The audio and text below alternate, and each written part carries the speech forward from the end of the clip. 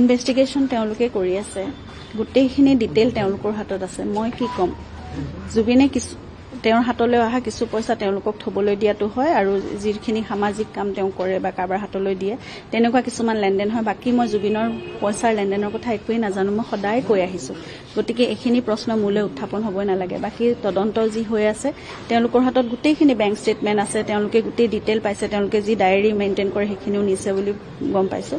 গতিকে মোক এইখিনি প্ৰশ্ন কৰি লাভ নাই। আচলতে মই একো তথ্য দিব নোৱাৰিম। ধন্যবাদ। সকলোৱে কৈছে, আমি সকলোৱে বিচাৰিছোঁ ৰাজনীতিকৰণ নহওক, এইটো কোনো ৰাজনীতিকৰণ কৰা বিষয়ে নহয়।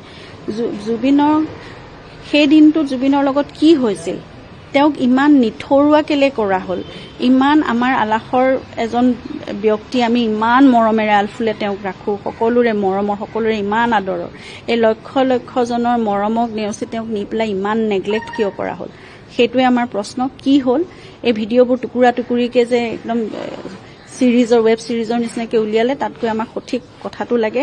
সময়টোৰ লগতো মোৰ এতিয়া মানে সন্দেহ আছে। তেওঁলোকে যিখিনি কথা কৈছে সেইবোৰ কথাটো গোটেইখিনি এতিয়া মানে খেলি মেলি।